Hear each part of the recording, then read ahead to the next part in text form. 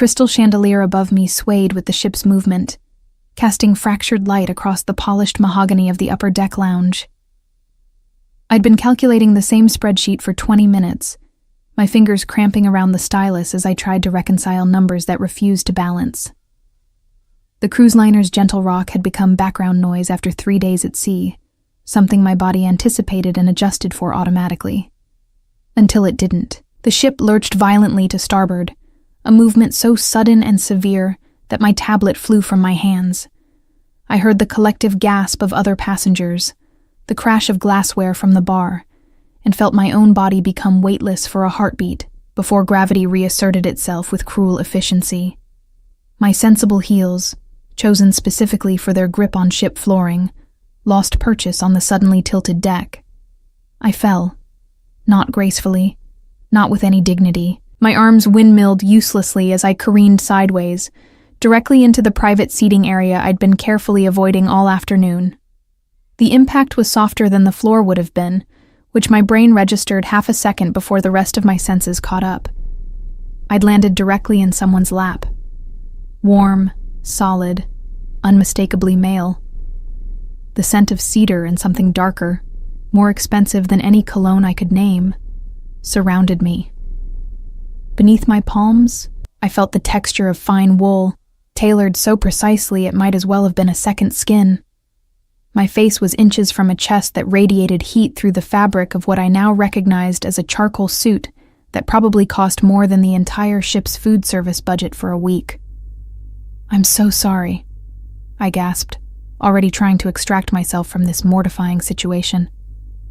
My professional reputation on this ship depended on being competent, invisible, the financial consultant who solved problems without creating them. Landing in a first-class passenger's lap was decidedly not part of that image. But the hands that settled on my waist weren't pushing me away. They were steady, almost possessive, holding me in place with a firmness that sent an unexpected shiver down my spine. "Stay there a little longer." The voice was low, accented with something Mediterranean I couldn't quite place, and carried the kind of authority that made my automatic apology die in my throat. I looked up, finally, and met eyes the color of espresso, dark and assessing, set in a face that belonged on Renaissance sculptures. Sharp jawline, olive skin, black hair swept back with casual precision. He was older than me, maybe early 40s, with the kind of face that had seen things, done things, and remained unbothered by all of it. "The ship is still settling," he continued, his thumbs making small circles against the fabric of my conservative blazer. "Wait until it's safe." It was a reasonable statement, logical even. The ship was still correcting from whatever wave or current had caused the violent tilt. Around us, other passengers were picking up dropped items, checking on companions, laughing nervously at the unexpected excitement. The bartender was sweeping up broken glass with practiced efficiency. But logic had nothing to do with why I remained frozen in this stranger's lap. My heart hammering against my ribs in a rhythm that had nothing to do with the fall and everything to do with the way he was looking at me. Like he was reading a balance sheet and finding the numbers infinitely more interesting than he'd expected. "Helena?" Eduarda's voice cut through the moment like an auditor finding a discrepancy. My colleague appeared at my elbow, her auburn hair slightly disheveled from the ship's movement, concern written across her freckled face. "Are you hurt?" The stranger's hands loosened, but didn't disappear entirely. One remained at my waist as I finally, awkwardly, extracted myself and stood. My legs felt unsteady, though whether from the ship or from the encounter, I couldn't say. "I'm fine," I managed, smoothing down my skirt with hands that wanted to shake. "Just clumsy. Hardly clumsy when the ship decides to dance," the man said, rising with fluid grace. Standing, he was taller than I'd expected, broad-shouldered in a way that suggested regular physical activity rather than gym vanity. He extended a hand, formal now, as if we hadn't just been intimately entangled. "Balthazar Suarez." His handshake was firm, brief, and left my palm tingling. I noticed the watch then, visible beneath his cuff. I didn't recognize the brand, but I recognized value when I saw it. The kind of timepiece that showed up in estate auctions with 5-figure minimum bids. Helena, I replied, deliberately omitting my surname. Something about this man made me want to maintain boundaries, to keep some part of myself separate from whatever this was. I really am sorry about... Don't be. His smile was slight, more suggestion than expression, but it transformed his face from merely handsome to dangerously compelling. It's been the most interesting thing to happen since we left port. Eduarda cleared her throat, a sound I recognized as her diplomatic intervention signal. Helena, Edmundo needs us in the business center. The Carvalho portfolio has some questions about the fund allocations. Of course. I bent to retrieve my tablet from where it had skidded across the floor, grateful for the excuse to break eye contact with Baltazar Soares. When I straightened, he was still watching me, that same assessing look that made me feel like he was calculating something I couldn't see. Perhaps we'll meet again, he said. It's a small ship. Perhaps, I echoed, though every professional instinct I possessed was screaming at me to avoid this man for the remaining 4 days of the cruise. There was something about him, something that went beyond mere attraction. A sense of danger, of complexity, of waters far deeper than I was equipped to navigate. Eduarda linked her arm through mine as we walked away, her voice low. Do you know who that is? Should I? She waited until we were well out of earshot, steering me toward the elevator that would take us to the ship's business center on Deck 7. That's Baltazar Soares. I overheard the purser talking about him yesterday. He owns the Aurora casino chain, those high-end places in Monaco, Singapore, Macau. I frowned, pulling up mental files of investment portfolios I'd reviewed. Aurora isn't publicly traded. Exactly. Eduarda's expression was troubled. Word is he keeps it private for a reason, the kind of reason that involves very specific clientele and very specific services that exist in legal gray areas. My stomach tightened. I'd spent my entire career in legitimate finance, building a reputation for ethical consulting, for finding ways to maximize returns without crossing lines. The world Eduarda was describing existed parallel to mine, close enough to touch, but carefully avoided by anyone with sense. Then I'll make sure our paths don't cross again, I said firmly, though my waist still felt warm where his hands had rested. The business center was a glass-walled office space overlooking the ocean, currently occupied by Edmundo Vieira, the ship's senior hospitality manager, and a man I didn't recognize. Thin, 50s, with the kind of nervous energy that suggested either too much coffee or too much conscience. Helena, thank you for coming. Edmundo gestured us to the conference table. This is Ernesto Cardoso, a business associate who has some concerns about documentation for an investment opportunity. I settled into consultant mode automatically, the familiar rhythm of numbers and analysis pushing aside the lingering heat of an unwanted attraction. Ernesto slid a folder across the table, and I opened it to find a prospectus for a hotel development project in the Algarve region. The numbers looked solid on the surface. Projected returns in the reasonable range for hospitality ventures, risk assessments that seemed appropriately conservative. But something nagged at me as I scanned the documentation. A feeling I'd learned to trust over 15 years of reviewing financial instruments, the same instinct that had saved clients from fraudulent schemes and Ponzi operations disguised as legitimate investments. These construction cost estimates, I said slowly, running my finger down the spreadsheet. They're unusually precise for a project still in the planning phase. Typically at this stage, you'd see wider variance ranges. Ernesto's smile was tight. We've been very thorough in our planning. And the land acquisition documents, I continued, flipping to the property deeds. The notary stamps look correct, but the registration numbers. I pulled out my own tablet, accessing the Portuguese property registry database through my secure connection. These parcels aren't showing as recently transferred. In fact, They're still listed under the original family trust that's owned them for 40 years. The silence in the room grew heavy. Ernesto's nervous energy transformed into something harder, more focused. Perhaps there's a delay in the registry updating. Perhaps, I agreed, my tone professional but unmoved. Or perhaps someone is trying to sell property rights they don't actually possess. Edmundo's face had gone carefully neutral, the expression of a man trying to determine which side of a situation was safer. Eduarda, to her credit, simply pulled out her own tablet and began cross-referencing the documents with her usual methodical precision. "I think we're done here," Ernesto said abruptly, reaching for the folder. "Clearly, this isn't the right venue for this investment." "Clearly," I agreed, making no move to stop him as he gathered his materials and left, his departure marked by an underlying current of threat that made the hair on the back of my neck rise. After he was gone, Edmundo let out a long breath. "That man is connected to Baltazar Suarez. They're business partners in several ventures."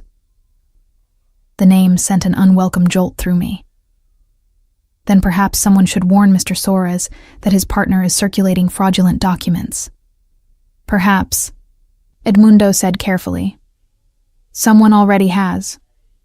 And perhaps that's why Mr. Suarez is on this particular cruise, at this particular time." I met his eyes, understanding blooming. He's investigating his own partner. I couldn't possibly comment on passenger business. Edmundo's tone was diplomatic, but his message was clear.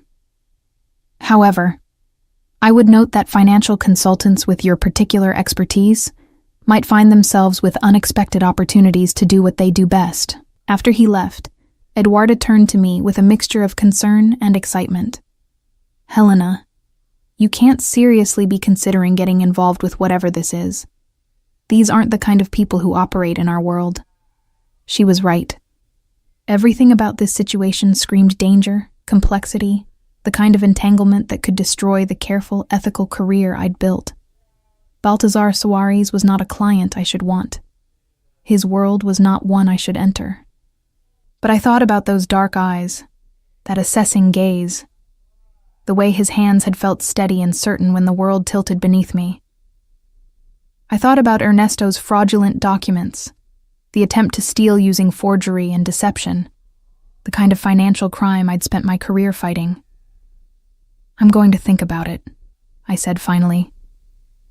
That evening, I stood on my balcony, watching the sun set over the Mediterranean in shades of amber and rose.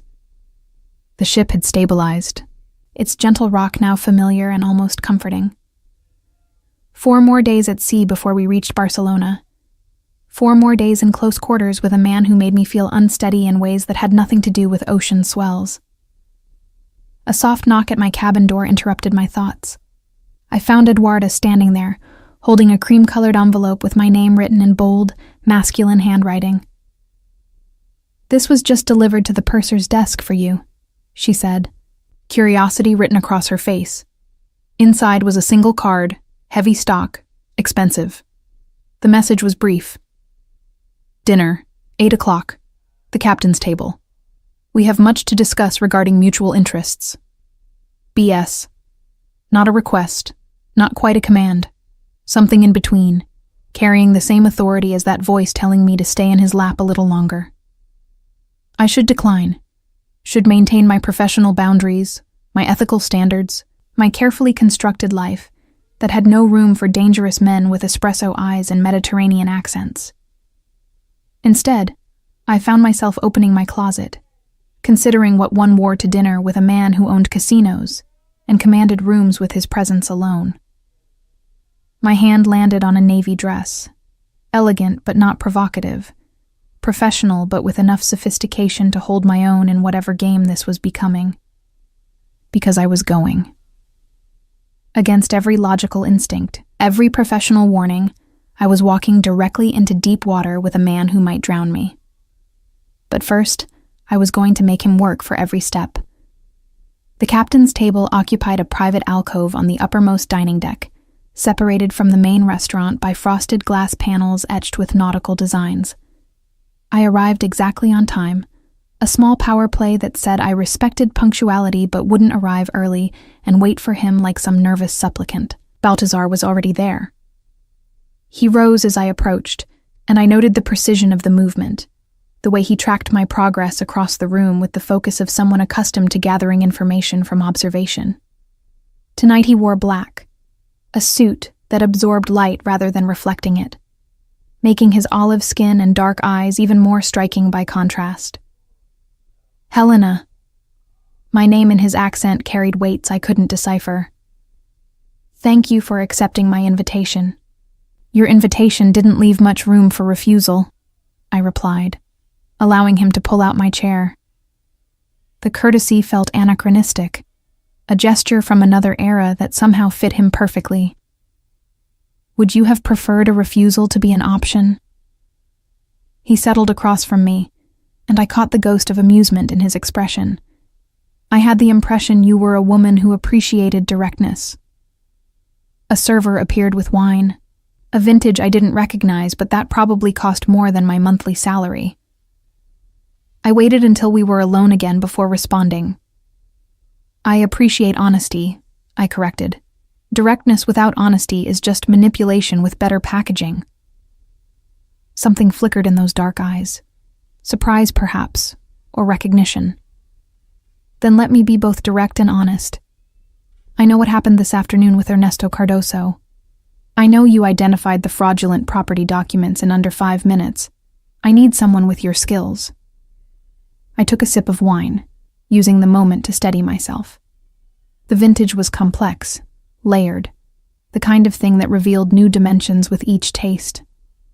Like the man across from me.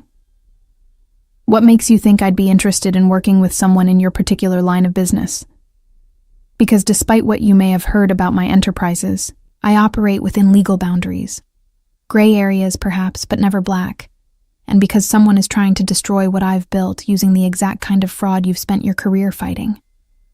The server returned with our first course, some delicate construction of seafood and microgreens that looked like edible art. I waited until we were alone again. Ernesto Cardoso is your business partner. Was, Balthazar corrected, though he doesn't know it yet. We've been partners for 12 years. He helped me build Aurora from a single casino in Macau to a network spanning 3 continents. I trusted him with financial operations, with expansion planning, with access to documents and accounts that could bury me if used incorrectly. And he's using them incorrectly. Balthazar's jaw tightened, the first crack in his controlled facade. He's creating parallel investments, using Aurora's reputation and my contacts to guarantee loans for projects that don't exist. The Algarve Hotel is just one. There are others in Dubai, in Singapore, in Monaco. He's been funneling money into offshore accounts, building an empire of air and forged documents. I set down my fork, my appetite suddenly gone. How much? Conservatively, 40 million euros, possibly more. The number hung between us like smoke. I'd dealt with corporate fraud before, embezzlement schemes that cost companies millions. But those were abstractions, numbers on balance sheets for faceless corporations. This was personal. This was a man watching something he'd built, being dismantled by betrayal. Why tell me? I asked. Why not hire a forensic accountant, bring in investigators, handle this through proper legal channels?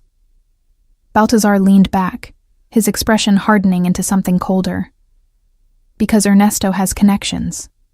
Judges, officials, people who owe him favors or fear his influence. If I move through traditional channels, he'll know before the ink dries on the complaint. He'll disappear with the money, leaving me to untangle the legal mess while my reputation crumbles and my investors flee. So you want me to help you build a case quietly? I want you to help me destroy him completely. The words were soft, almost gentle, which made them more chilling. I want every fraudulent document exposed, every forged signature highlighted, every stolen euro traced back to his accounts. I want him to have nowhere to run, No one to turn to.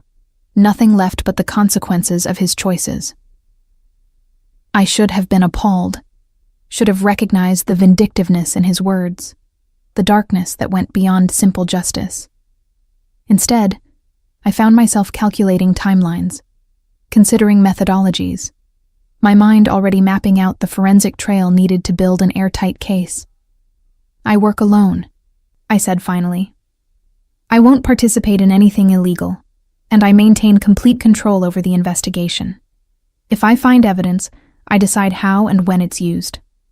Baltazar's smile was slow, dangerous, satisfied. "Agreed. And when this is over, we're done. No further entanglement, no ongoing obligations."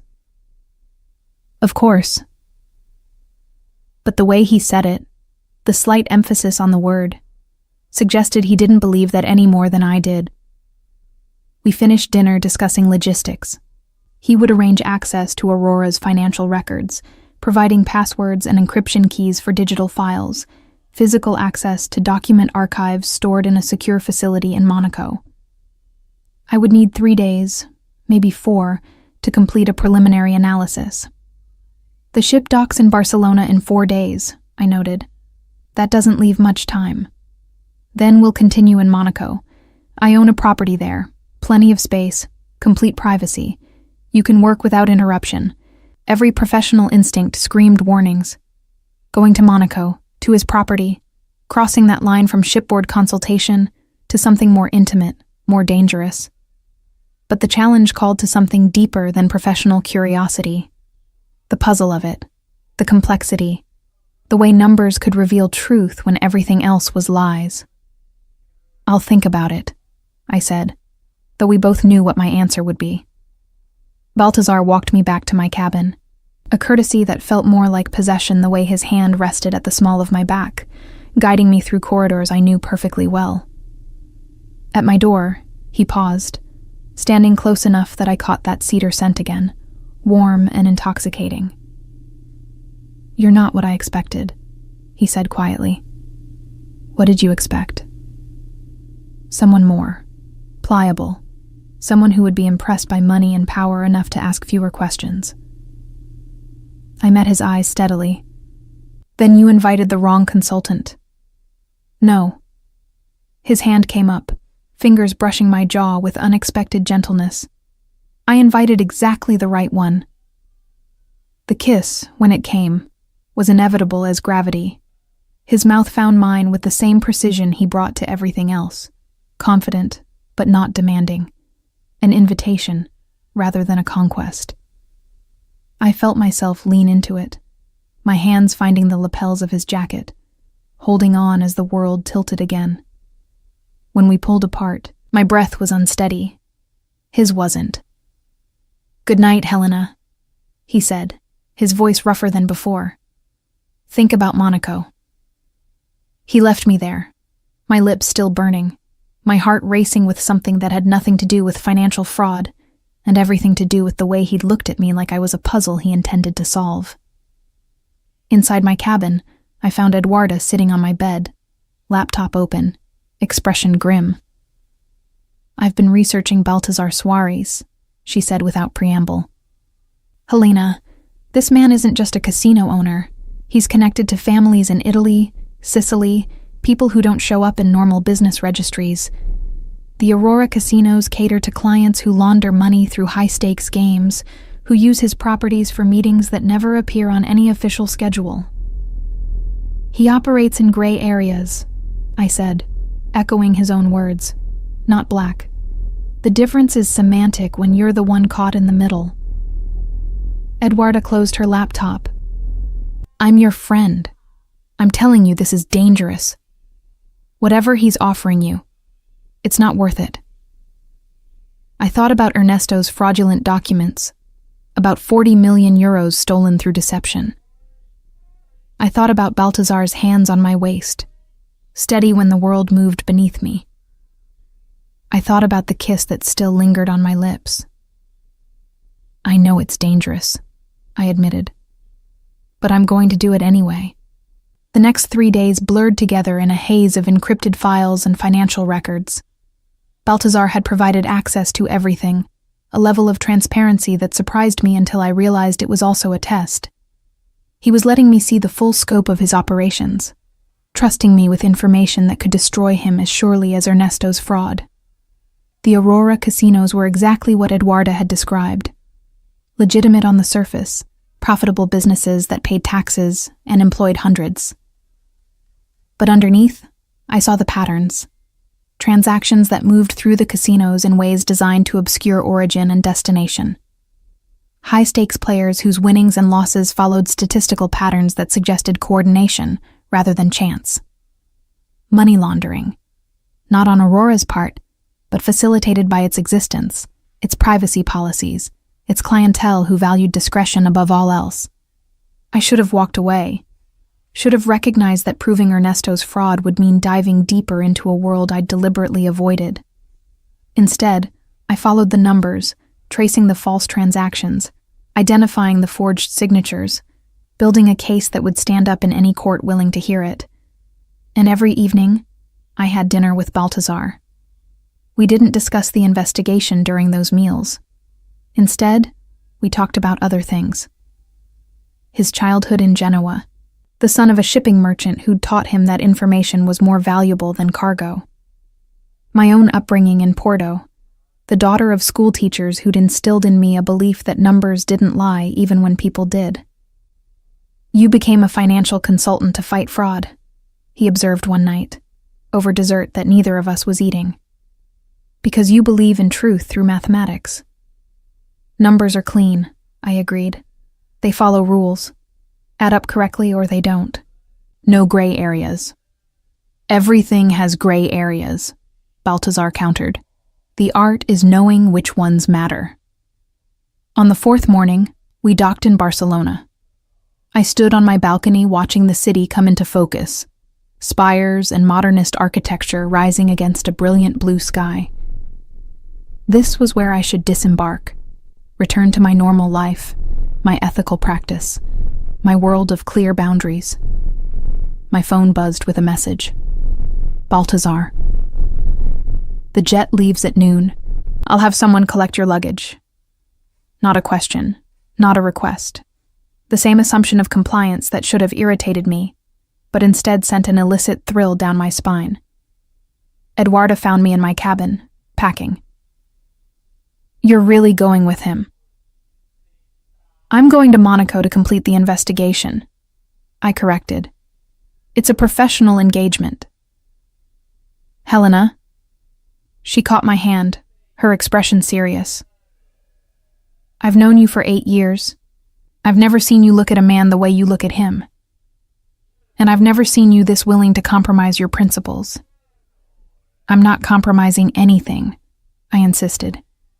"I'm building a fraud case. That's what I do." "That's what you're telling yourself." She squeezed my hand. "Just promise me you know what you're getting into, and that you'll call me if you need extraction." At noon precisely, a car arrived to take me to the private airfield. Baltazar's jet was smaller than I'd expected, elegant rather than ostentatious, all cream leather and polished wood. He was already aboard, working on a laptop, but looked up as I entered. "You came." I said I would consider Monaco. I considered. His smile was slight but genuine. "And what did you conclude?" I settled into the seat across from him, meeting his eyes directly. "That I'm going to expose every fraudulent transaction Ernesto Cardoso has made. And then I'm going to walk away from all of this with my conscience clear." "Of course," Baltazar agreed, but his eyes held that same knowing look from the first night. "Whatever you need to tell yourself, Helena." As the jet lifted into the Mediterranean sky, I realized I was no longer calculating the forensic trail of Ernesto's fraud. I was calculating how many days I could justify staying in Monaco before the investigation was complete. And hoping, against all logic and professional judgment, that it would take longer than expected. Monaco appeared through the jet window like a jewel set into the coastline, all white buildings and blue water, wealth concentrated into impossible density. The principality had always existed in my mind as an abstraction, a place where clients invested but that I'd never visited. Seeing it in person felt surreal, like stepping into a photograph. Baltazar's property turned out to be an understatement of magnificent proportions. The penthouse occupied the top 3 floors of a building overlooking the harbor, with floor-to-ceiling windows that transformed the Mediterranean into living artwork. My suite alone was larger than my entire apartment in Lisbon, all marble and silk and views that made my breath catch. The office is on the 2nd floor, Baltazar explained, leading me through rooms that felt more like museum galleries than living spaces. I've had all of Aurora's financial records transferred there. Paper documents, digital files, everything you requested. The office was a consultant's dream. 3 monitors, encrypted servers, a document scanner that looked like it belonged in an intelligence agency, and filing cabinets that held years of Aurora's operational history. On the central desk sat a leather folder containing what I recognized immediately as the core evidence. Ernesto's falsified Algarve project, I said, opening it, along with the Dubai and Singapore ventures, and 3 others I only discovered after you identified the pattern on the ship. Baltazar's voice held controlled fury. 6 fraudulent projects, all using Aurora's credentials, all generating loans that went directly into his accounts.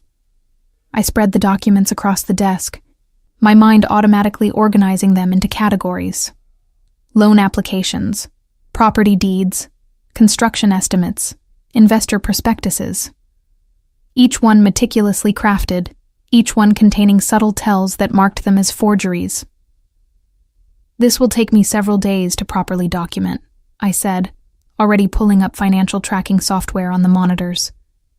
Maybe a week if the trail is as complex as I think it is. Take whatever time you need. I have business in the city, meetings I can't postpone, but I'll be back each evening.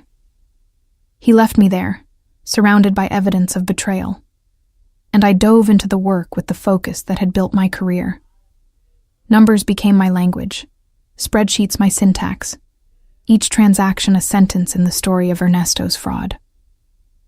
By evening, I'd traced the first project's money trail through 4 shell corporations and 2 offshore banks. The sophistication impressed me, even as it appalled me. Ernesto hadn't just stolen.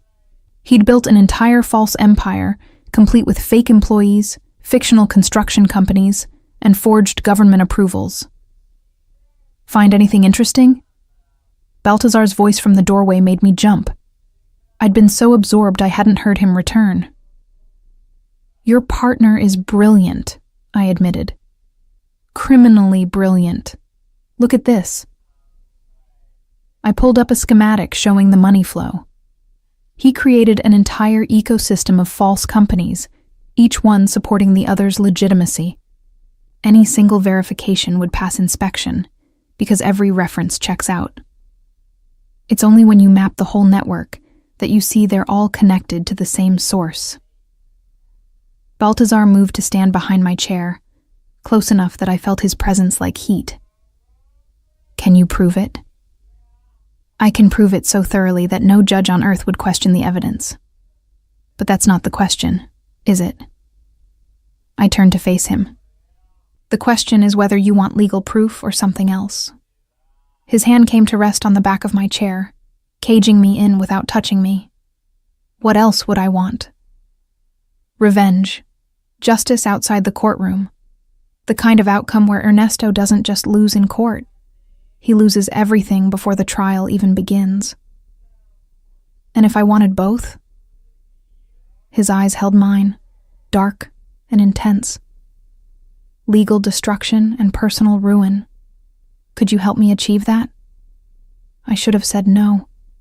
Should have drawn the line at legitimate evidence gathering. Refused to participate in anything that crossed into vigilante territory. Instead, I heard myself say, "Tell me about him. About how this partnership began." Baltazar stepped back, moving to the window that overlooked the harbor. Lights were coming on across the principality, transforming it into a constellation of wealth and power. I met Ernesto 12 years ago in Macau, he began. I was 30, trying to build my first casino with capital I'd scraped together through shipping investments. He was a financial consultant like you, with expertise in Asian markets and regulatory frameworks. He helped me navigate licenses, establish banking relationships, build the operational structure that made Aurora possible. You trusted him. He earned that trust. For a decade, he was loyal, competent, essential. When we expanded to Singapore, he handled the financing. Monaco, he structured the ownership to maximize tax advantages while maintaining legal compliance. I gave him 20% of Aurora because he'd contributed 20% of its success. I heard the pain beneath the controlled recitation, the betrayal that cut deeper than financial loss. When did you first suspect? 6 months ago. Small things at first. Delays in reports, vague explanations for certain transactions, meetings with investors I didn't recognize. I started my own investigation, quietly, using contacts who wouldn't report back to him. And found the fraud. Found the tip of it. What you've uncovered in one day exceeds what my investigators found in 6 months. You see patterns they missed, connections that weren't obvious. He turned back to face me. You're exceptional at this, Helena. It's not just expertise, it's instinct. The compliment warmed me more than it should.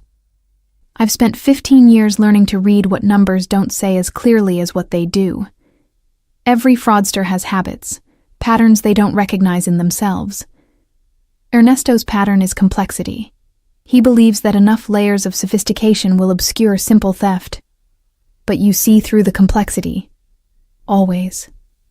I stood, moving to the evidence board I'd started constructing, connecting documents with red string and patterns that mapped the fraud structure. Give me 3 more days, and I'll have everything you need to destroy him in court. But if you want more than that, if you want him ruined before the legal system touches him, you'll need to tell me what kind of world you actually operate in. Baltazar was quiet for a long moment. Then he moved to a panel in the wall, pressing his palm against it. A hidden safe opened, revealing documents that made my stomach tighten. Client lists. Not just casino patrons, but names I recognized from international news. Diplomats, corporate executives, family heads from organizations that operated in shadows. Betting records that showed wins and losses too convenient to be chance. Transaction patterns that screamed coordination. Aurora is legitimate, he said quietly. But it serves clients who are not. I provide a service, Helena. Privacy, discretion, a place where money can move without questions. I don't ask what they're laundering or why they need to place bets that lose exactly the right amount at exactly the right time. I just provide the venue. Gray areas, I whispered. The grayest? I pay my taxes, follow gaming regulations, maintain licenses in every jurisdiction. But I also look the other way when my VIP clients use my casinos for purposes I prefer not to examine too closely. That's the real Aurora. That's what Ernesto is destroying with his fraud, not just stealing money, but threatening relationships with people who don't forgive threats. He closed the safe, and I realized my hands were shaking. Not with fear, but with the weight of choice. I could walk away now, leave this evidence and this man, and return to my clean, ethical, limited life. Or I could step fully into the gray, accepting that truth through numbers didn't always align with truth through law. If I help you, I said slowly, I need to understand the endgame. What happens to Ernesto when we expose him? Legally, he faces fraud charges, asset seizure, probably 15 years in prison. But before that happens, before any court sees this evidence, I'll use it to destroy his reputation with our mutual contacts. He'll lose access to the networks that gave him power. The people he's borrowed from, the investors he's defrauded using Aurora's name, they'll all know what he did, and they'll respond accordingly. Accordingly, I repeated. Meaning what, exactly? Baltazar's expression was stone, meaning he'll be lucky if prison is where he ends up. The people he's crossed don't wait for court systems to deliver justice. You're asking me to help you sentence him to death. I'm asking you to help me expose the truth. What happens after that is consequence, not sentence. He chose this path when he started stealing from people who don't accept apologies. I turned back to my evidence board, my mind calculating possibilities, outcomes, the mathematics of moral choice. Everything I'd built my career on said I should refuse, should limit my involvement to legal evidence gathering, should maintain the boundaries that separated legitimate consulting from criminal collaboration. But I thought about Ernesto's false documents, about the sophisticated system he'd built to steal from someone who'd trusted him. I thought about victims beyond Baltazar, the investors who'd put money into fictional projects, the legitimate businesses that would suffer when Aurora's reputation crumbled under the weight of associated fraud. 3 days, I said finally. Give me 3 days, and I'll map every transaction, every forged document, every stolen euro. I'll build you a case so airtight that even his connections can't save him. And then I walk away before you use it. Before I use it, Baltazar repeated. Not if. When you use it, I corrected. Because we both know you will. I just won't be here to watch. He moved closer, his hand coming to rest against my cheek, warm and certain. You keep telling yourself you're going to walk away from this. From me. Do you really believe that, Helena? I should have stepped back, should have maintained professional distance. Instead, I leaned into his touch, my eyes closing for a heartbeat. I have to believe it. Because the alternative is admitting that I'm willing to compromise everything I've built for a man I barely know. You know me. His thumb traced my jawline. Maybe not my history or my business, but you know me. The way I know you. We recognized something in each other on that ship. Something that goes deeper than profession or ethics. Danger, I whispered. We recognized danger. No. His lips brushed my temple, soft and devastating. We recognized possibility. The kiss that followed was different from the one on the ship. That had been exploration, testing boundaries. This was claiming, a statement of intent that left no room for pretense. His hands slid into my hair, tilting my head back as his mouth moved over mine with focused intensity, and I responded with an abandon that should have terrified me. When we finally pulled apart, my professional facade was in tatters. I clung to his shoulders, breathing hard, my carefully constructed boundaries in ruins around us. This is insane, I managed. Probably. He didn't sound concerned. But you're still going to help me destroy Ernesto. And then you're going to try to convince yourself that you're walking away. And I'm going to prove to you that you won't. That sounds like a challenge. His smile was dangerous, promising. Everything with you is a challenge. That's why I can't let you go. He left me in the office, my lips burning and my resolve crumbling, surrounded by evidence of fraud and the growing certainty that I was falling into something far more complex than a financial investigation.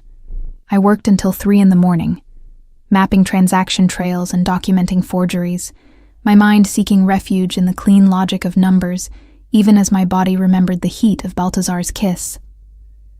By dawn, I'd traced 43 million euros through Ernesto's network. By noon the next day, I'd identified every forged signature, every false company registration, every fraudulent deed. By the time Baltazar returned that evening, I had built him a case that would destroy a man's life. And I was beginning to understand that I'd already crossed every line I'd sworn not to cross. The evidence spread across Baltazar's office looked like abstract art from a distance. Red strings connecting documents in patterns that revealed the architecture of betrayal.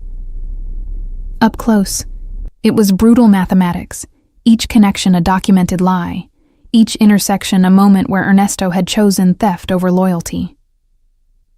"It's comprehensive," I said, as Baltazar studied my work, his expression unreadable.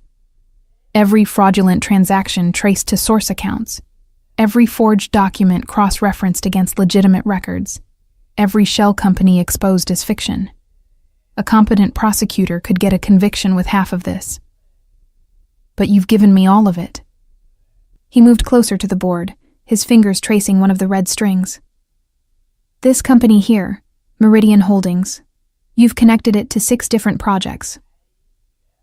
Meridian is the linchpin. Ernesto created it 5 years ago, slowly building its paper legitimacy, so it could serve as guarantor for the later frauds. If you collapse Meridian publicly, if you expose it as a shell, every project it touched becomes immediately suspect. His entire false empire crumbles in sequence." Baltazar turned to me, something like admiration in his dark eyes. "You're not just exposing fraud, you're designing his complete destruction. You asked for thoroughness." I kept my voice professional, though my heart was racing. "This is what thorough looks like." He studied me for a long moment, and I felt that assessing gaze like physical touch. "You've changed your mind about walking away." "I haven't decided anything." "Liar." But his tone held warmth, not accusation. "You're already calculating how this plays out, what happens after Ernesto falls. You're too intelligent not to see where this leads." Where it led was terrifying and intoxicating in equal measure. I'd spent 3 days in Monaco, 3 days where the boundaries between professional investigation and personal involvement had blurred into non-existence. Baltazar and I had fallen into a rhythm, working together during the day, sharing meals in the evening, conversations that ranged from Aurora's operations to my own history and financial consulting. And every night, he kissed me with increasing intensity before leaving me at my suite door, a studied restraint that drove me to distraction. "What I see," I said carefully, "is that when this evidence goes public, you'll need to distance yourself from the fallout. Aurora's reputation will take damage regardless of how thoroughly you separate yourself from Ernesto's fraud. You'll need someone who can manage the financial narrative, someone clients trust to verify that the casinos themselves are clean. Someone like you. I'm saying there's a legitimate consulting role here after the investigation concludes. Short-term, 3 to 6 months, helping you rebuild credibility with investors and regulatory bodies." Baltazar's smile was slow, dangerous. "Is that what you're telling yourself this is? A consulting opportunity?" Before I could answer, his phone buzzed. He glanced at it, and his expression shuddered into something harder. "Ernesto is in Monaco. He's requested a meeting." My stomach tightened. He knows. He suspects, which means we need to move faster than I'd planned. Baltazar was already moving, pulling up files on his laptop.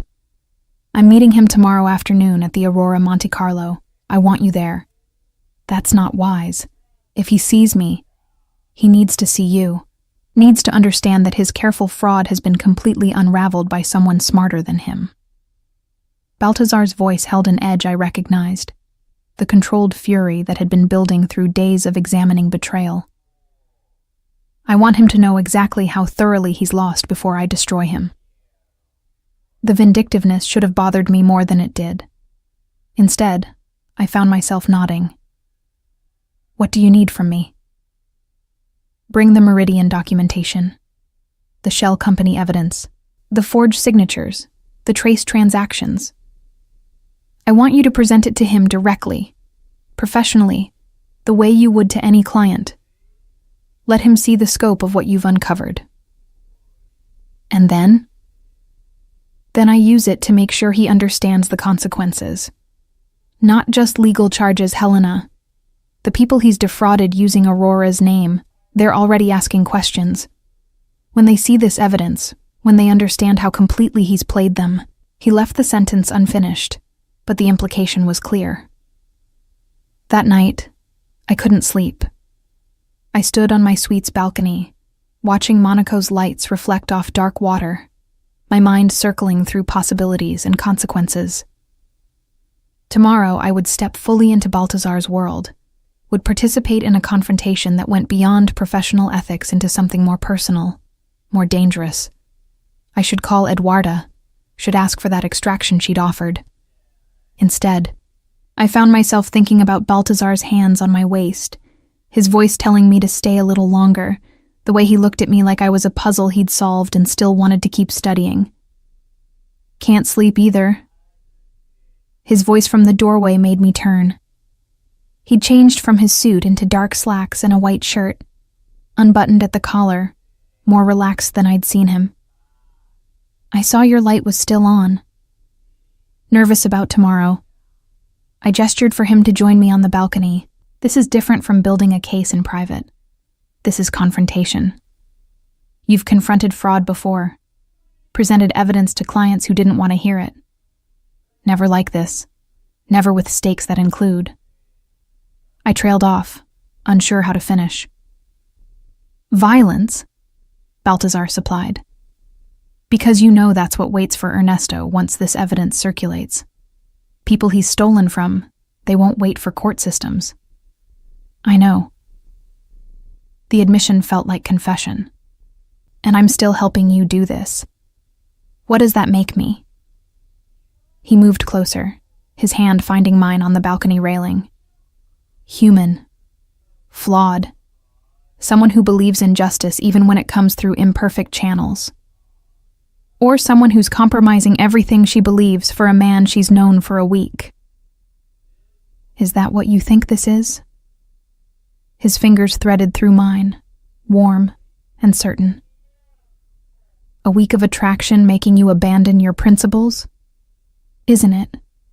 No. He turned me to face him, his free hand coming to rest against my cheek. This is you recognizing that the world has more dimensions than you allowed yourself to see. That sometimes the people operating in gray areas are fighting the same battles you are, just with different weapons. You're not fighting battles, I countered. You're running casinos that launder money for criminals. I provide a service. What my clients do with that service, the money they move, the purposes they serve, that's not my responsibility to police. But when someone uses my business to commit fraud, to steal from people under my protection, to threaten relationships I've spent years building. His jaw tightened. That I take personally. That I destroy. I should have been appalled by the cold calculation in his voice. Instead, I felt myself drawn closer, my free hand finding the open collar of his shirt. And what am I to you? A tool for that destruction. Someone useful who happens to also be attracted to you. His laugh was low, genuine. You're many things, Helena. But tool isn't one of them. You're a woman who sees through complexity to truth, who doesn't flinch from difficult answers, who challenges me at every turn. You're the first person in years who's looked at my world and asked the right questions instead of the easy ones. What are the right questions? Whether the gray areas I operate in serve a purpose beyond profit. Whether the service I provide prevents worse alternatives. Whether someone can exist in shadows and still have honor. He pulled me closer until our bodies were nearly touching. You're asking those questions every time you look at me, and I don't have answers that will satisfy you. Then why am I still here? Because you recognize that I'm not asking you to abandon your principles. I'm asking you to expand them. To see that sometimes truth and justice don't align perfectly. That sometimes the most ethical choice is the one that produces the best outcome, rather than the cleanest process. His mouth found mine before I could argue, and I surrendered to the kiss with an abandon that confirmed everything he'd said. I was expanding my principles, stretching my ethics, allowing myself to exist in the gray areas I'd spent my career avoiding. And the terrifying part was how right it felt. When we finally pulled apart, I was breathless, my carefully constructed defenses in complete ruins. "If I do this tomorrow," I whispered, "if I help you destroy Ernesto, there's no going back to who I was before." "I know." His forehead rested against mine. "And if you can't do it, if you need to walk away before tomorrow's meeting, I'll arrange transport back to Lisbon. No judgment, no consequences. This has to be your choice." It was already my choice.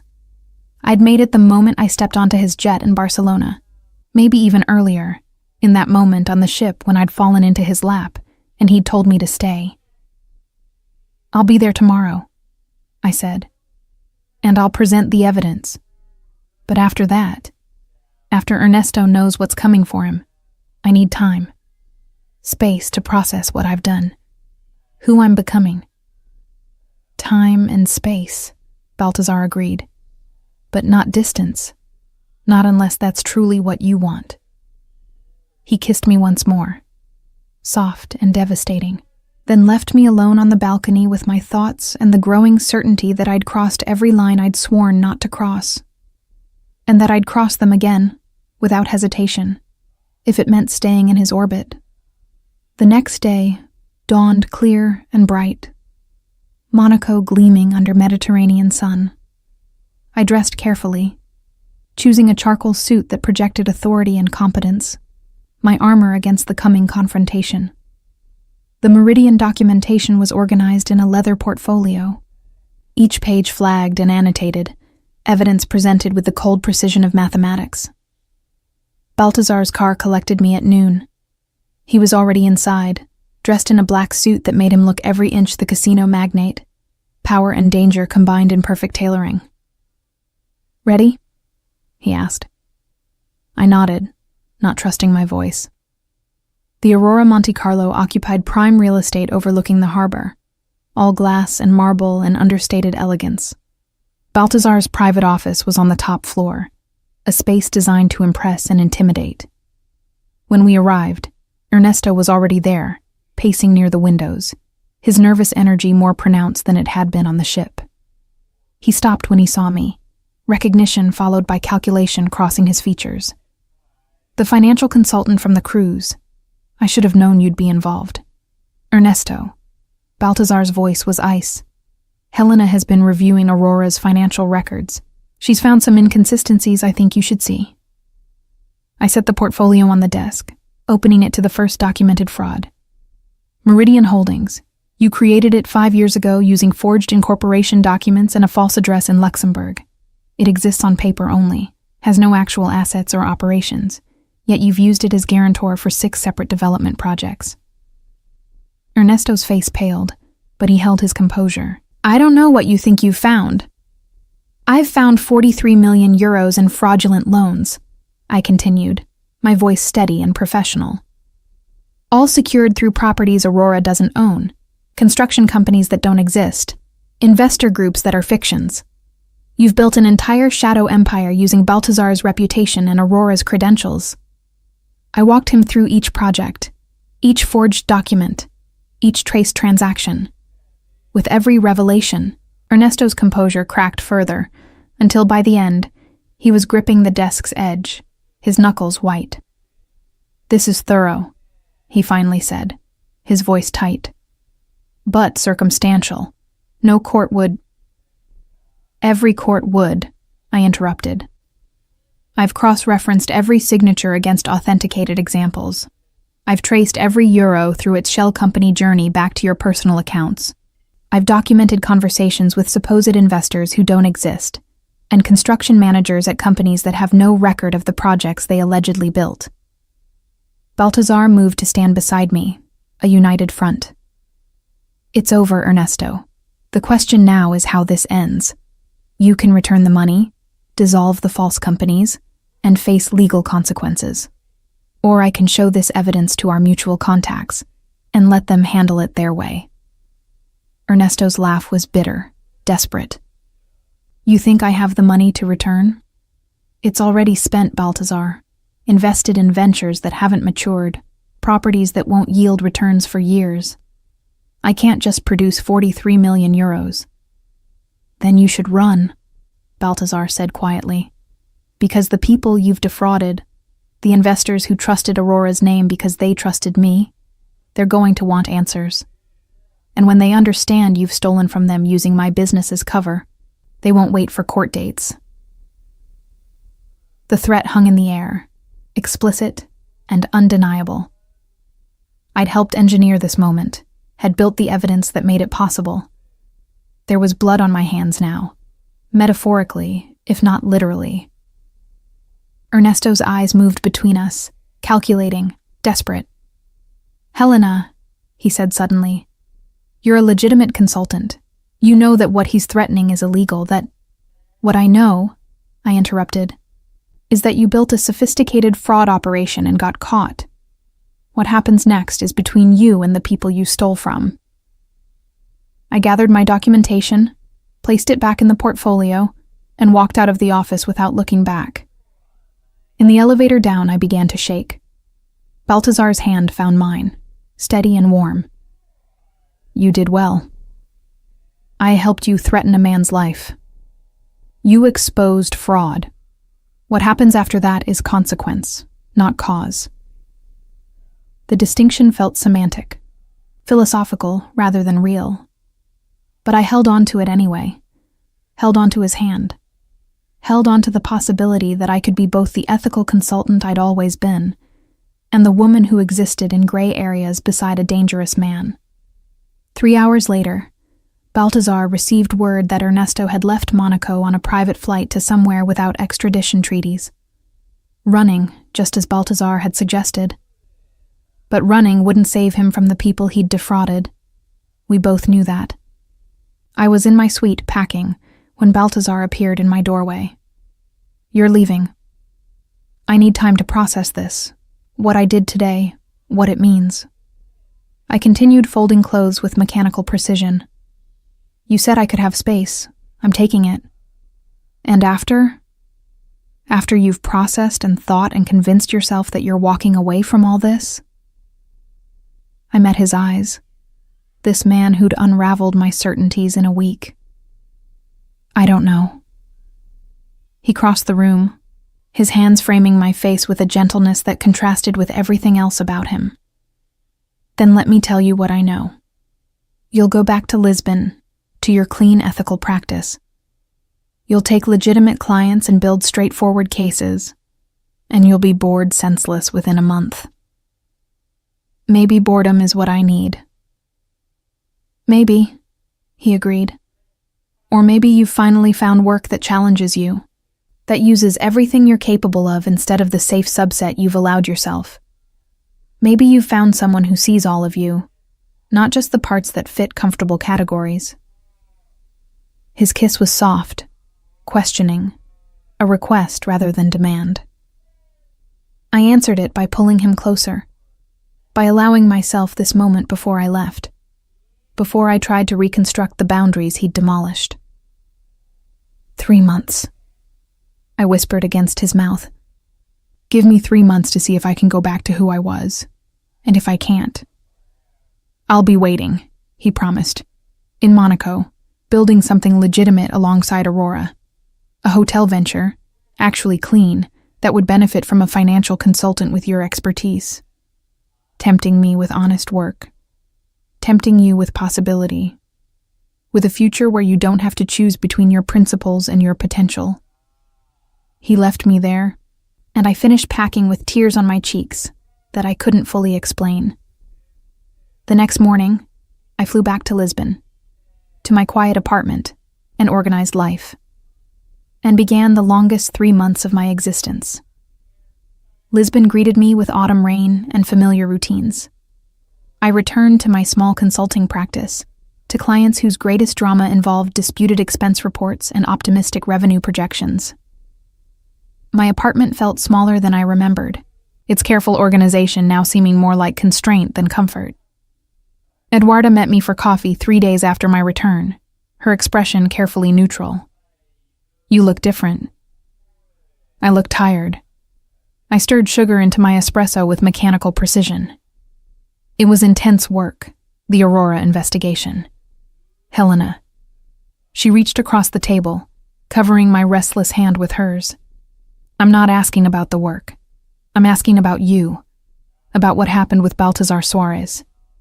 Everything and nothing. I'd helped him destroy a man, had crossed every ethical line I'd ever drawn, had fallen into something that terrified and exhilarated me equally.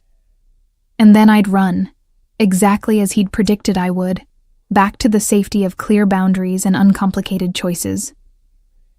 We worked together, I said carefully. Built a comprehensive fraud case. Ernesto Cardoso is gone. Fled to avoid prosecution. Aurora's reputation will recover. It was successful consulting engagement. And the fact that you're miserable? I looked up sharply. I'm not miserable. You've reorganized your apartment twice in 3 days. You've taken on 4 new clients in a week. You're working 16-hour days on cases that should take 4 hours. You're drowning yourself in uncomplicated work because anything else reminds you of what you left behind in Monaco. The accuracy of her observation stung. I had been drowning, filling every moment with tasks that required no emotional engagement, nothing beyond surface-level analysis. My practice had never been busier or more tedious. He offered me a position, I admitted quietly. Consulting work on a legitimate hotel development project. Clean, ethical, the kind of work I've always done, just with better compensation and more complex scope. But you turned it down.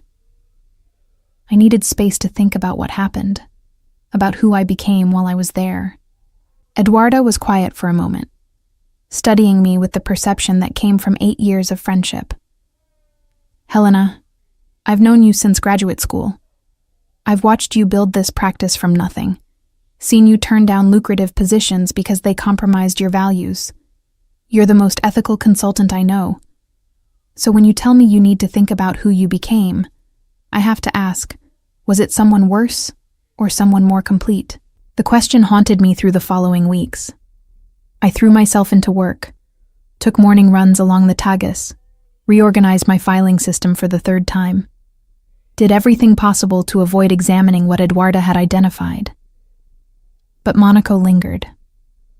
In the quality of coffee I'd grown accustomed to, in the efficiency of document systems I'd designed in Baltazar's office, in the way I now saw patterns in financial reports that I'd previously missed. My time there had sharpened my skills, expanded my perspective, made me better at the work I'd always done. And I missed him.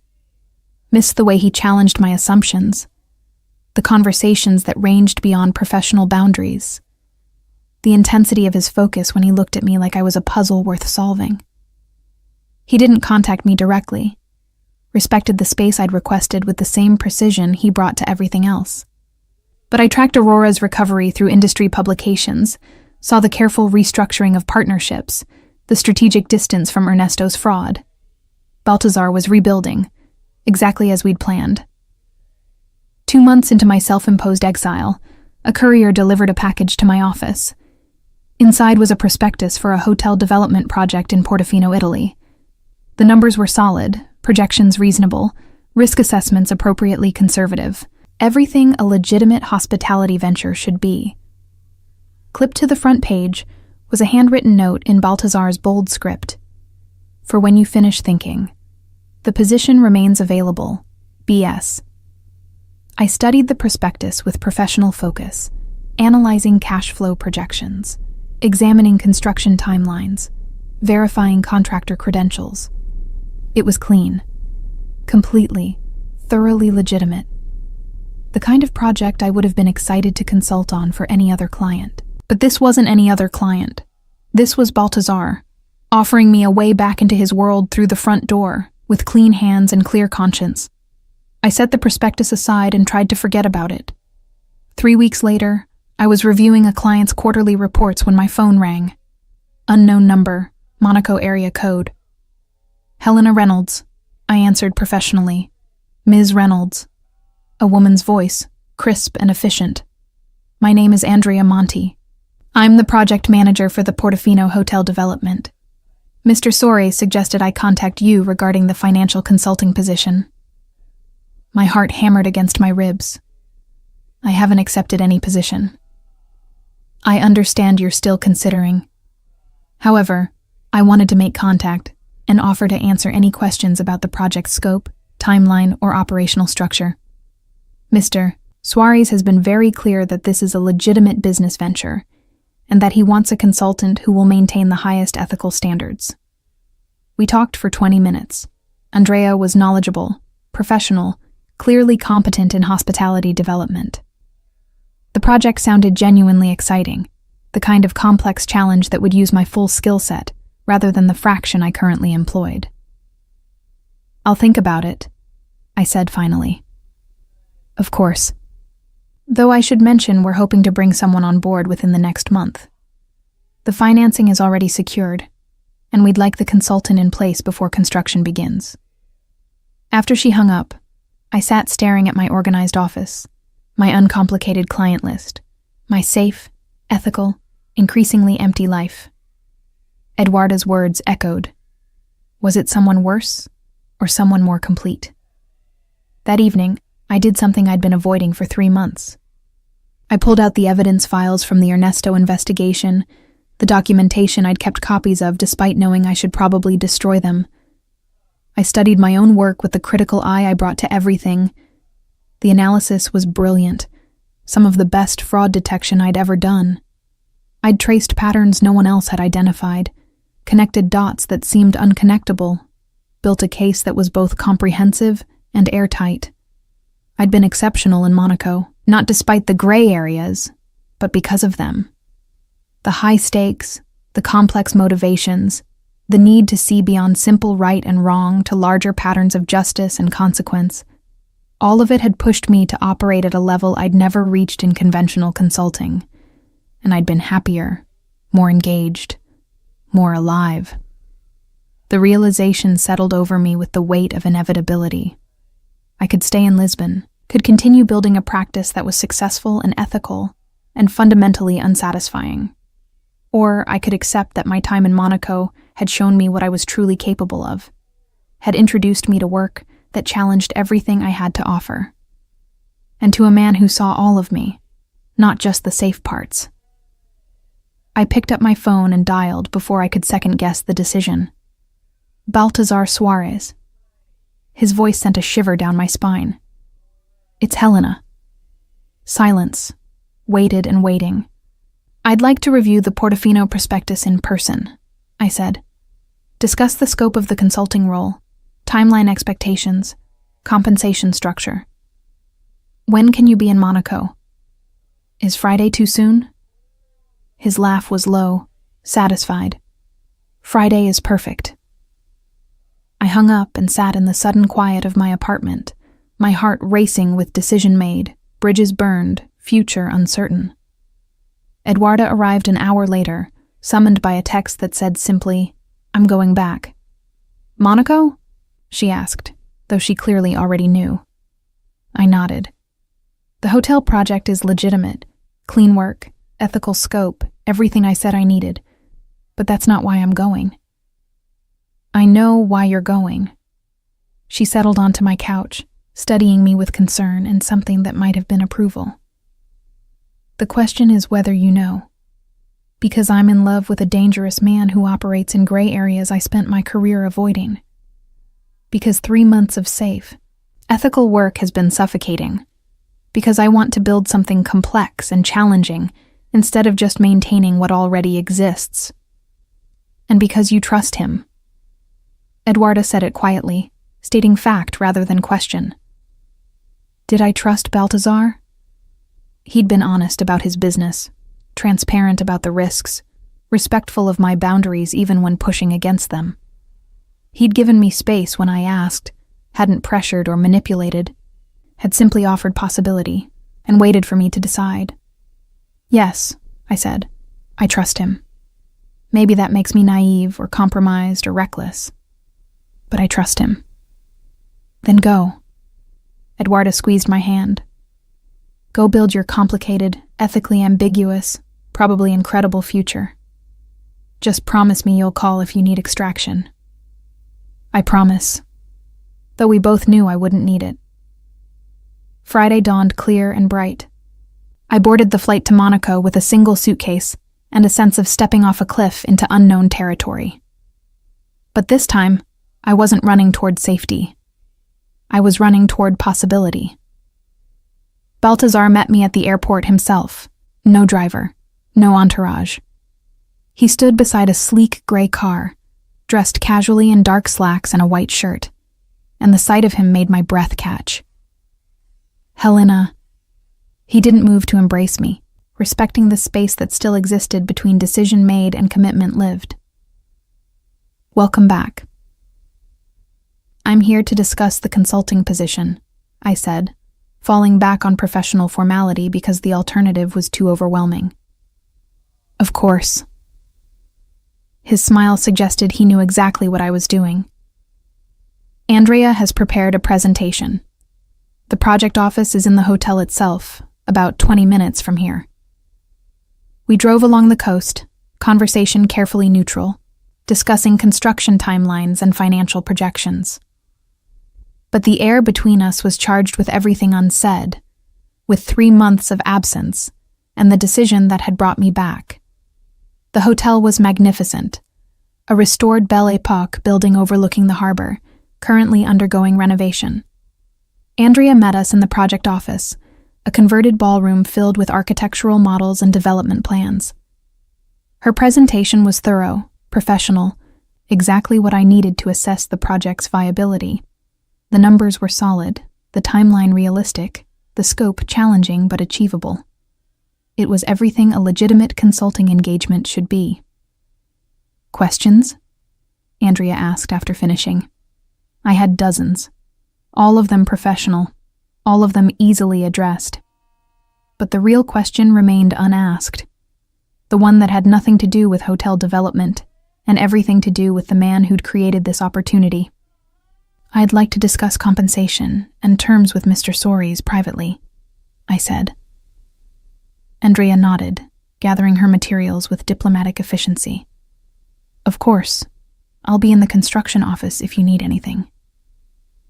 After she left, Balthazar leaned against the table, his casual posture at odds with the intensity in his dark eyes. Well, does the project meet your ethical standards?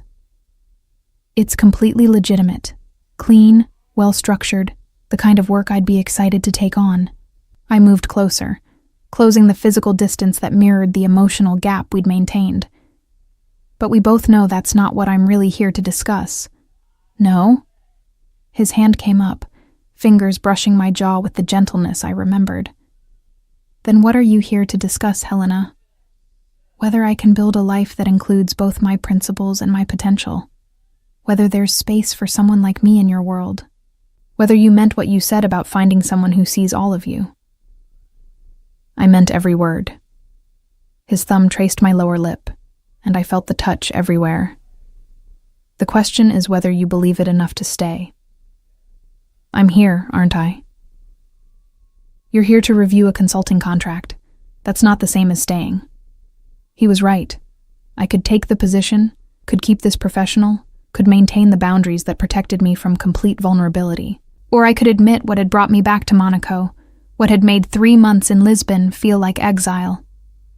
I'm in love with you, I said, the words terrifying and liberating in equal measure.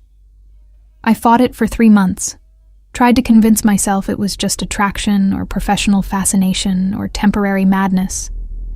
But I'm in love with you, Balthazar, with your complications and gray areas and dangerous world, with the way you see me as something more than I allow myself to be. His kiss was answer and question, promise and challenge. I melted into it, into him, surrendering the last of my carefully maintained distance. When we finally pulled apart, his forehead rested against mine. I fell first, he said quietly. On the ship, when you landed in my lap and looked at me with those sharp eyes that saw too much. I knew then that you were dangerous to me, that you would change everything. And you let me anyway. I encouraged it. His smile was self-deprecating. I created this entire hotel project because I knew you'd need a legitimate reason to come back. Needed to be able to tell yourself this was about work, about ethical consulting, about anything except the fact that we're inevitable. I laughed, the sound edged with tears. You built a €10 million hotel development as cover for asking me back? I built a legitimate business opportunity that would satisfy your principles while giving me more time to prove we work together. In every sense of the word. That's manipulative and romantic in equal measure. That's who I am. He pulled me closer, his arms encircling me with certainty. Gray areas, Helena. I told you that on the first night. Everything with me exists in gray areas. But I promise you this. I will never lie to you. Never hide my world from you. Never ask you to compromise your core values for my benefit. Just expand my definition of what those values allow. Exactly. I stayed in Monaco, took the consulting position, moved into an apartment near the project office, threw myself into the hotel development with the focus it deserved. The work was challenging, complex, everything I'd been missing in Lisbon. And every evening, I had dinner with Baltazar, conversations that continued to expand my understanding of his world, of the gray areas where legitimate business and shadow operations overlapped without ever quite touching. 3 months became 6. 6 became a year. The hotel project progressed. My consulting expanded to other Aurora ventures, all of them legitimate, all of them operating within legal bounds while serving clients who existed in shadows. I learned to navigate that world, to see the distinctions between service and complicity, between providing opportunity and endorsing activity. I learned that Baltazar was exactly what he'd claimed, a man who operated in gray areas, but with clear personal code. And I learned that I could love him without losing myself, could expand my principles without abandoning them. The gray areas, it turned out, had room for both of us. 5 years after I fell into Baltazar's lap on a cruise ship, I stood in the lobby of our 10th hotel, watching sunlight stream through restored Belle Epoque windows and thinking about inevitability. The Portofino property had been just the beginning. After its success, we'd expanded throughout Italy, then into Greece, Croatia, Montenegro. Each hotel a restoration of historic properties, each one financially sound and ethically clean. My consulting had evolved into partnership, my temporary position into permanent investment, and my relationship with Baltazar had evolved from something dangerous and uncertain into something that felt like destiny. Nervous? His voice at my shoulder still sent a shiver down my spine, even after 5 years of hearing it daily. About the opening? No. The hotel is perfect. The numbers are solid. We're booked through next spring. I turned to face him, this man who'd unraveled my certainties and rebuilt them into something stronger. About your speech? Moderately terrified. He laughed, the sound genuine and warm. At 47, Baltazar had changed in subtle ways, silver threaded through his dark hair now, lines around his eyes that came from laughter more often than stress. The Aurora casinos still existed, still operated in their gray areas, but he'd gradually shifted focus to the hotels, to legitimate ventures that didn't require looking the other way. Because of me, he claimed. Because I'd shown him that building something clean could be just as satisfying as maintaining something complex. The speech is simple, he said, his hand finding the small of my back in a gesture that had become habit. Thank the investors, praise the restoration team, celebrate the partnership that made all this possible. And by partnership, you mean? Us. His eyes held mine, dark and certain. Always us, Helena. The opening ceremony was magnificent. Local officials, investors, hospitality industry leaders, all gathered in the hotel's renovated grand ballroom. I stood to the side as Baltazar took the microphone, watching him command the room with the same natural authority he brought to everything. He thanked the appropriate people, praised the restoration work, outlined the hotel's commitment to preserving history while providing modern luxury, all the expected elements of an opening speech. Then he paused, his eyes finding mine across the room. But there's one person I haven't properly thanked," he continued, his voice carrying that slight accent that still made my heart race. "The woman who transformed this venture from business opportunity into passion project, who brought ethical rigor and financial brilliance to every property we've developed, who expanded my understanding of what success could mean." I felt heat rise to my face as attention shifted to me. Helena Reynolds joined this project 5 years ago as a consultant.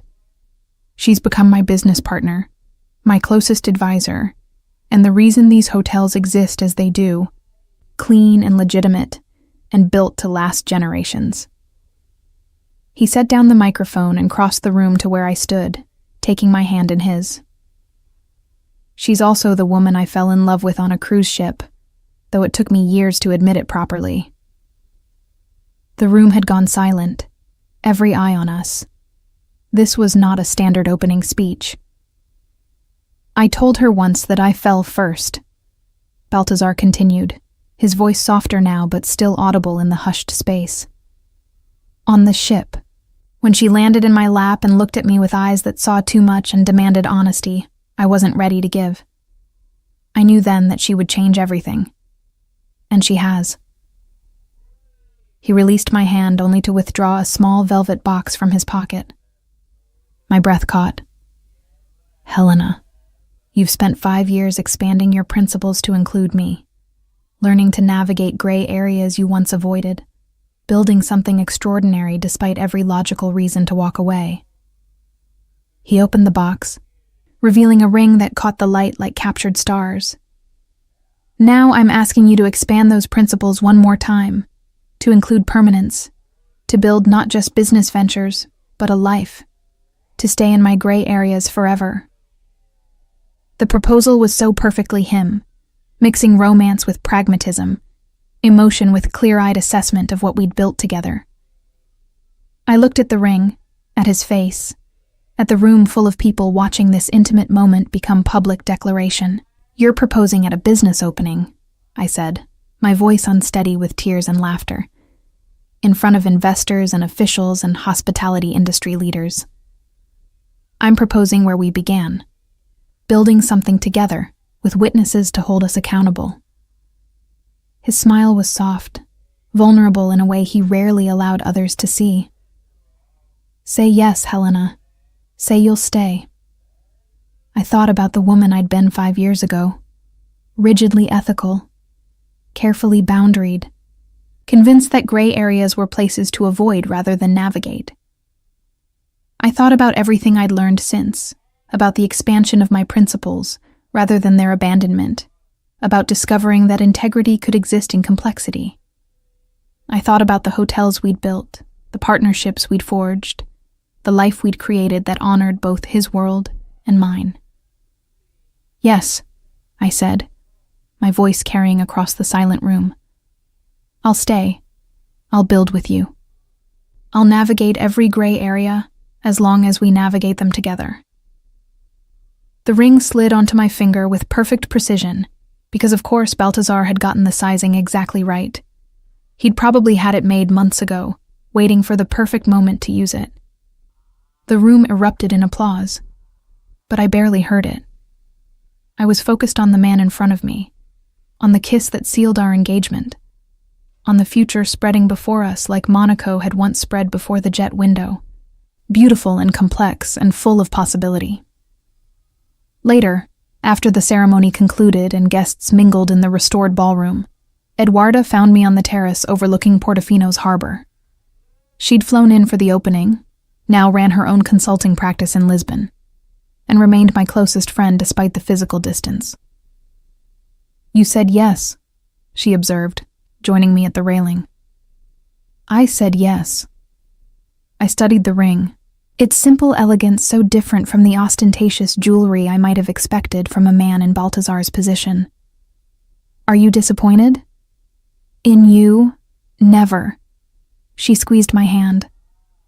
"5 years ago I was worried, thought you were compromising yourself for a dangerous man. But you haven't compromised, Helena. You've evolved, built something that honors both who you were and who you've become." He's still involved with Aurora, still operates in those gray areas, but he's transparent about it. And you've created your own space, your own work that exists in the light.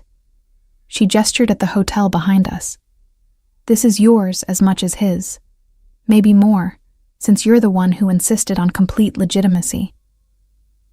She was right. The hotels were mine in ways the casinos never could be. I'd structured every deal, verified every transaction, ensured that nothing about our hospitality ventures existed in shadow. Baltazar had given me complete autonomy, had respected my need for clean work, even as he maintained his other interests. He's giving me Aurora, I said quietly. Transitioning full ownership of the casinos to managed investment, stepping away from daily operations. The hotels will be our focus, our legacy. Eduarda's eyes widened. He's leaving the casino business? For you? For us? For the future we're building. I turned to face her fully. The casinos will continue existing. We'll still serve their clientele, but at arm's length. Managed by professionals, operated within strict legal guidelines, separate from our hospitality ventures. That's significant distance from the man you met on the ship. 5 years is significant time. People change. We've changed each other. That night, after the last guest departed and the hotel settled into quiet luxury, Baltazar and I stood in the owner's suite, watching Portofino's lights reflect off dark water. Having second thoughts? He asked, coming to stand behind me, his arms encircling my waist. About marrying you? No. I leaned back against his chest, feeling his heartbeat steady against my spine. About this life we've built? Never. Even knowing I'll always exist partially in gray areas, that some of my business will never be completely clean? Especially knowing that. I turned in his arms to face him. Because you've never lied about who you are, never hidden your world or asked me to ignore it. You've given me space to build clean ventures while respecting what you believe is necessary in other areas. His kiss was soft, grateful. You've made me better, Helena. Not perfect, not completely reformed, but better. More thoughtful about consequences, more careful about lines between gray and black. And you've made me more complete. Shown me that principles can bend without breaking, that integrity can exist in complexity. We made love that night in sheets that smelled of new luxury, in a hotel we'd built together, in a future we'd chosen despite every logical reason to walk away. And in the morning, we began planning our next property, our next venture, our next step into the gray areas we'd learned to navigate together. 3 months later, we married in a small ceremony in Monaco, witnessed by Eduarda and a handful of close associates. No grand production, no society spectacle, just vows exchanged with the same honesty that had characterized everything between us. The hotels continued expanding.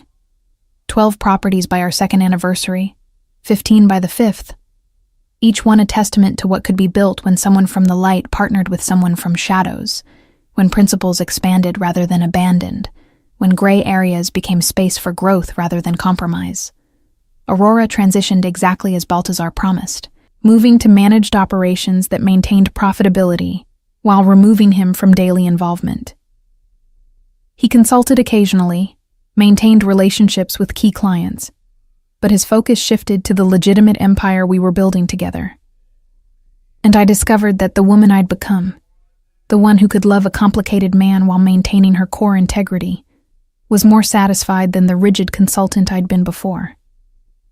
The gray areas had room for both of us, had space for clean work and complex relationships, for principled decisions and pragmatic flexibility. 7 years after I fell into Baltazar's lap, we stood together at the opening of our 20th hotel, this one in Dubrovnik, looking out over the Adriatic and talking about expansion into Spain, Portugal, the markets I knew from my early consulting days. Ambitious, I observed, reviewing the preliminary numbers he'd prepared. Always. His hand found mine, fingers intertwining in a gesture as natural as breathing. But we've built something that can support that ambition, something clean and sustainable and completely ours. Ours. The word that defined everything we'd created. Not his world or mine, but ours, forged from compromise and expansion, from love that survived complexity and principles that bent without breaking. That evening, as we celebrated another successful opening, another property added to our growing portfolio, I thought about the consultant I'd been on that cruise ship. Rigid, boundaried, convinced that clear lines separated right from wrong, ethical from corrupt, light from shadow.